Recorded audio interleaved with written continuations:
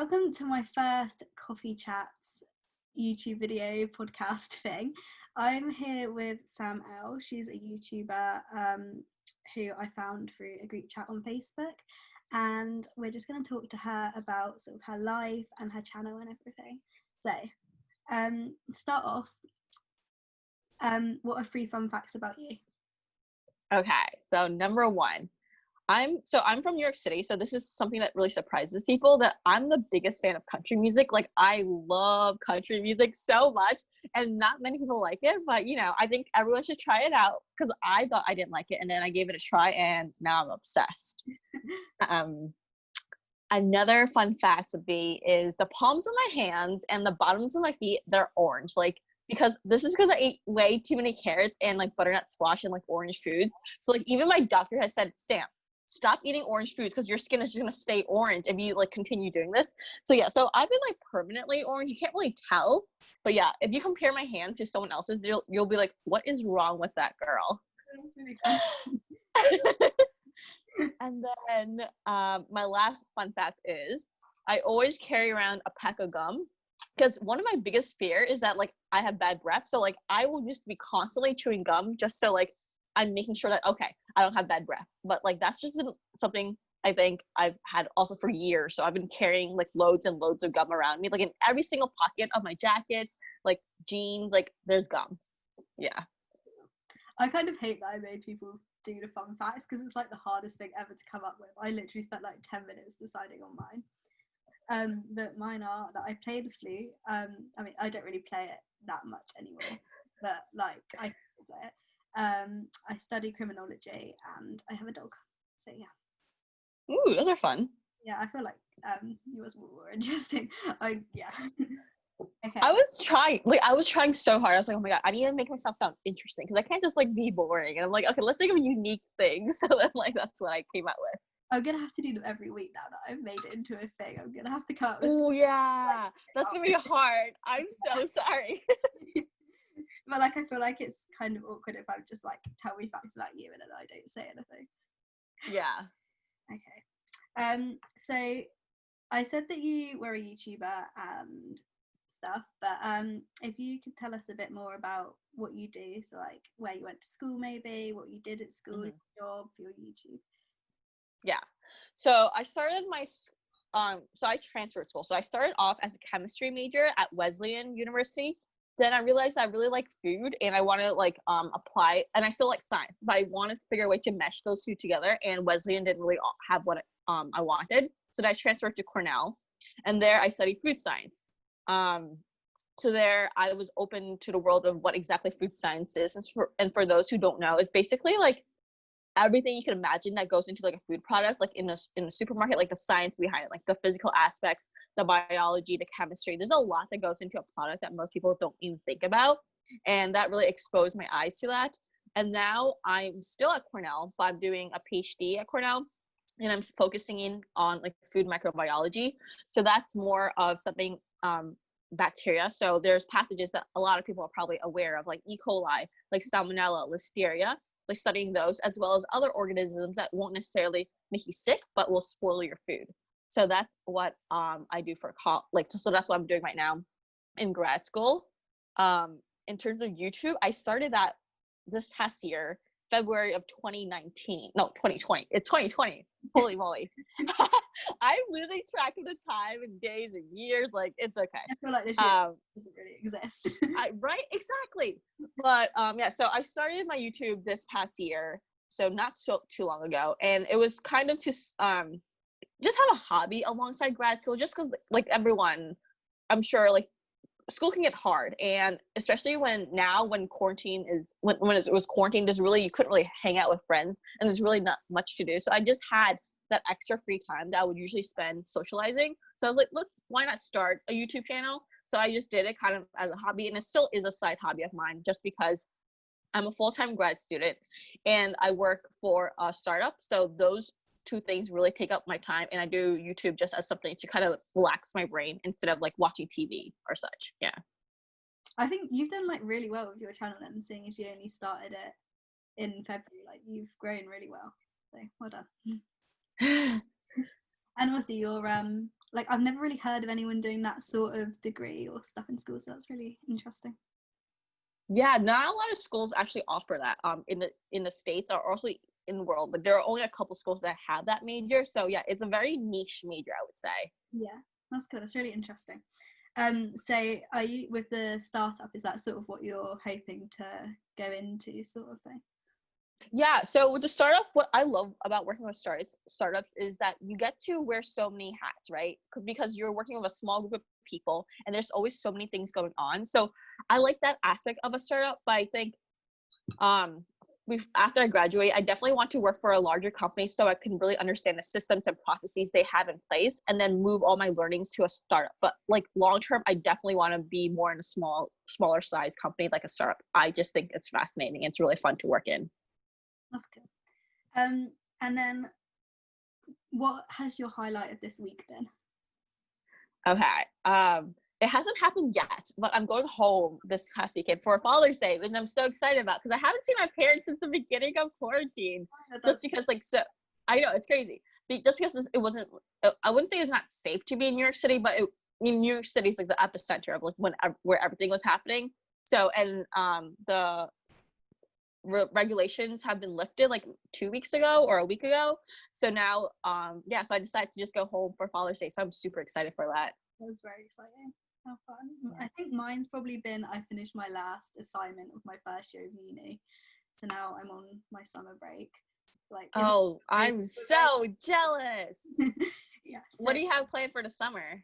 Well, we were supposed to be going on a family cruise, but obviously that's not happening anymore because well, we decided to cancel it just to be on the safe side, and I think it's like been cancelled officially now. So we've moved it to year. So I don't really have any plans, but I'm sure like I'll just see my friends and stuff. Yeah, that'll be fun. So are you still doing school at the moment then? Oh yeah. Yeah.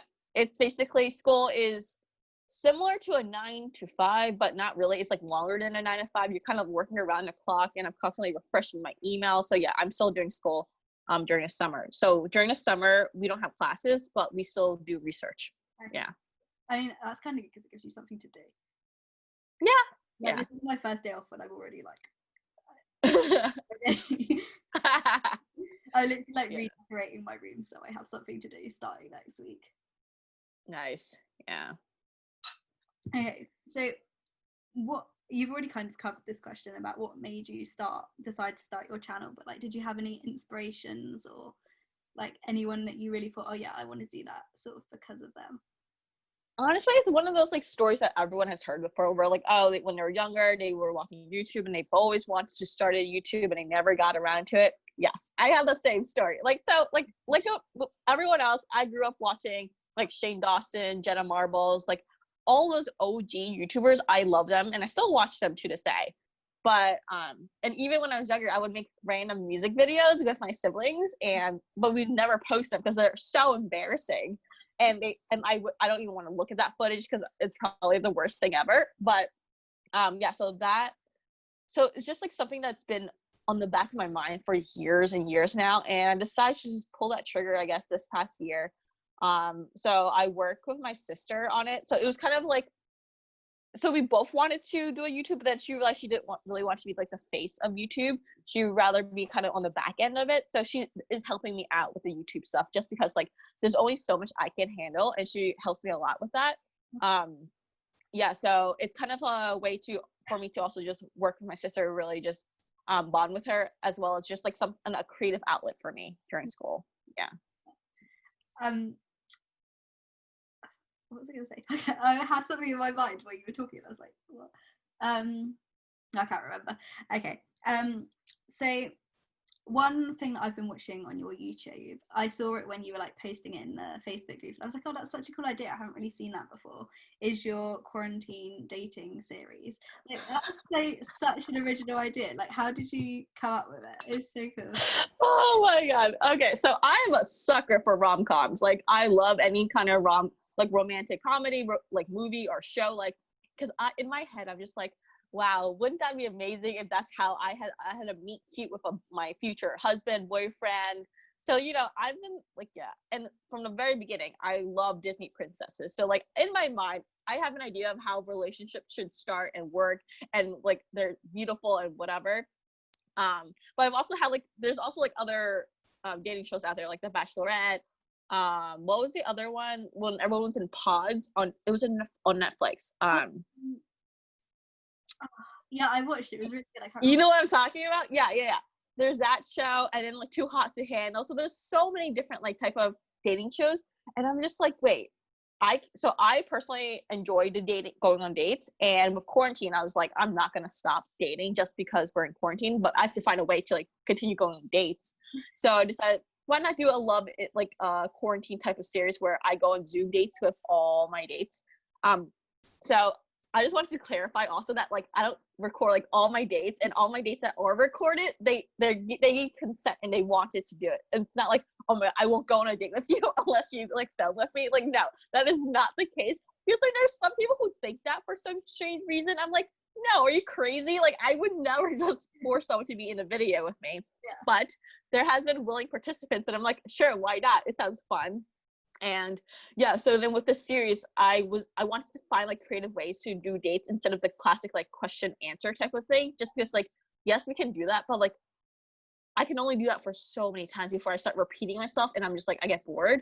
Yeah. So like with each episode, I've had like a different type of either questions or game or like workout or some kind of different thing going on. Yeah, so honestly, I think it's super fun, but I am happy to return back to the normal like regular dating. Like virtual dating has its pros and cons, but I would still prefer like in-person dating over like doing a virtual date. But that being said, I would say the Love in Quarantine series is definitely like a really fun thing that I've put on my channel, and I think people are also enjoying watching it. So yeah, like I feel like it's that originality, like an original thing that like not many people do, and that's probably like been really helpful for your channel as well.